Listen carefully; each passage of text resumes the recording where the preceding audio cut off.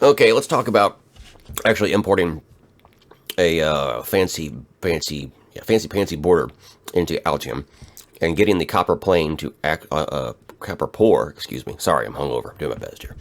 The copper pour to actually automatically give you clearance from the border. I had a lot of trouble with this, and it took me forever to figure it out, and I'm still having trouble and driving me crazy. This is my 8th time trying this video, so we'll see how it goes. All right, so here we are in Fusion. This is my first draft PCB from last week. I wasn't sure how it was going to work in the case, and so for the case, I decided to go ahead and go very small, very primitive. This is a first draft case too, maybe second draft. But for the mounting holes for the top lid here, and again, this will all be rounded and prettier later, you know, as pretty as I get it. I'm an engineer, I don't do design art crap. Anyway, I decided to just go real simple. We'll use the 3D print PLA to hold the screws. So we need this little round shape. Well, this is cutting into our PCB, so the PCB needs to be tailored, custom tailored. It needs to be cut back to give room for this round screw hole thing. So what I did here, let me ditch the shapes and I have a sketch. We have this purple shape, which is the edge, inner edge of the case, and then I pulled it back a couple millimeters using the modify. Where are you at? Q. Yeah, press pull. Very powerful tool. Play with press pull if you get bored.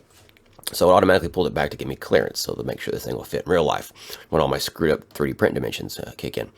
So I went ahead and exported this part over here by doing the old, well, somehow I did it. Export, yeah, over here, save as DXF. So we go over here to Altium. Let's get this this fancy border rocking. So with File, Import, DXF, and then I grab my dude here. I guess it's a boy. The modern era, figuring out what's a boy and a girl is apparently very complicated. Okay, we're going to import from AutoCAD, but one thing we need to know is one AutoCAD unit equals 1 millimeter, because I'm using millimeters in Fusion. So, okie dokie, done.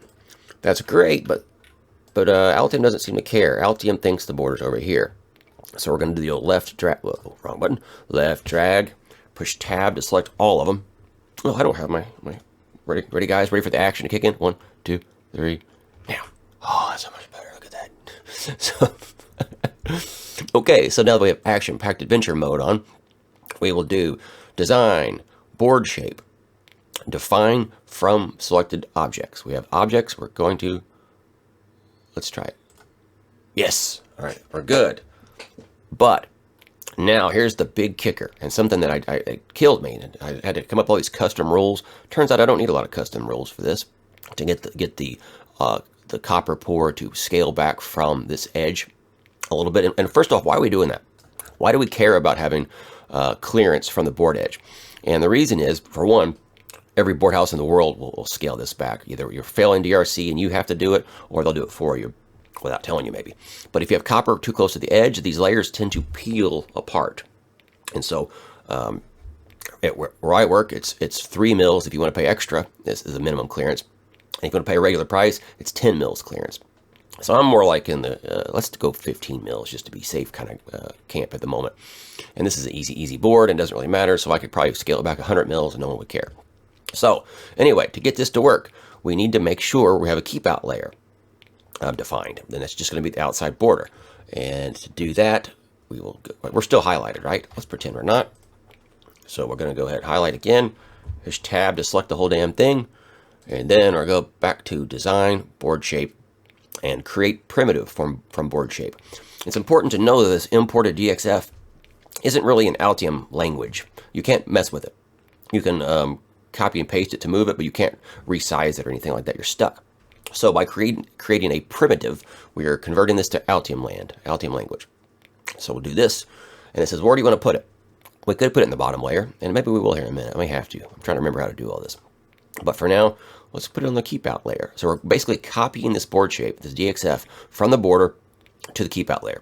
And I guess we'll go at 2 mils just to say we did. I don't know what thickness is right. I think it doesn't really matter, I don't think. But did it work? Hell, I don't know. Can you tell? Let's deselect everything. Now let's come over here, pushing the little color thingy down here. The layer, the view configurations, layer on or offer menu for me. Oh, okay, so if I mute the keep out layer, you can see right here, we're no longer pink. Turn it back on. We got pink. So it's definitely a keep out layer. That's good. And just for a sanity check, we'll zoom in, and there it is. Okay, good. So now let's go to the bottom layer, the bottom copper layer. Let's just say we want to do a copper pour over the whole thing. And I've got no parts in this. This is just a little test PCB, but you get the idea. And so if we want a big ground plane, let's go ahead and repeat that step we did for the keep out layer. We will now do that for the bottom copper layer. So create primitives from board shape, and this time bottom layer, bottom copper, and I guess 2 mils again. Who knows? Let's see if we see some blue color on this border. You know, let's make it easier to see. Let's do 10 mils. Let's get crazy. Already did this. Let's try it again. Tools, create, or convert. Create polygon from selective primitives. Oh, we got it now. Oh, there's blue. Okay, now there's a few gotchas on this stupid thing.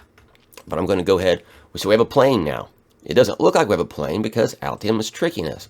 Because, and this is a big gotcha that wastes a lot of my time and just confused me again. Look over here, properties. We're not selecting a net. That's okay. It'll still do what we want. But it's got the fill as none. Why does it default to that? Because they're trying to confuse you. It's a conspiracy. Dick Cheney clearly did that. All right, so we'll push solid, and now we should see blue stuff. Well, once we do fill or repour. So to repour, T, G, A. Aha! Now, look at that. We've got our fill. We've also got this blue stuff on the outside. I hate having copper on the border. I see it at work all the time. It drives me crazy. So I'm going to ditch it. Let's see if we can live through this. Tab.